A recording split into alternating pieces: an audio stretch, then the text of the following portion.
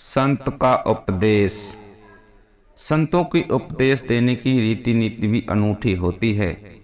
कई संत अपने पास आने वाले से ही प्रश्न करते हैं और उसकी जिज्ञासा को जगाते हैं और सही सही मार्गदर्शन कर देते हैं। आचार्य रामानुजाचार्य एक महान संत एवं संप्रदाय धर्म के आचार्य थे। दूर दूर से लोग उनके दर्शन एवं मार्गदर्शन के लिए आते थे। सहज तथा सरल रीत से वे उपदेश देते थे। एक दिन एक युवक उनके पास आया और पैर में वंदना करके बोला, मुझे आपका शिष्य होना है, आप मुझे अपना शिष्य बना लीजिए। रामानुजाचार्य ने कहा, तुझे शिष्य क्यों बनना है? युवक ने कहा, मेरा शिष्य होने का हेतु तो परमात्मा से प्रेम करना है। संत रामानुजाचार्य ने तब कहा, इसका अर्थ है कि तुझे परमात्मा से प्रीति करनी है, परंतु मुझे एक बात बता दे कि क्या तुझे तेरे घर के किसी व्यक्ति से प्रेम है? युवक ने कहा, ना, किसी से भी मुझे प्रेम नहीं।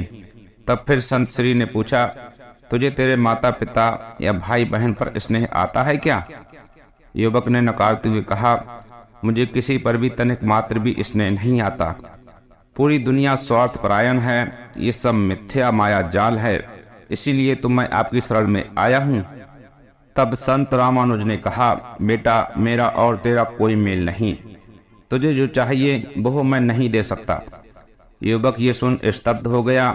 उसने कहा, संसार को मिथ्या मानकर मैंने किसी से प्रीति नहीं की, परमात्मा के लिए मैं इधर उधर भटका।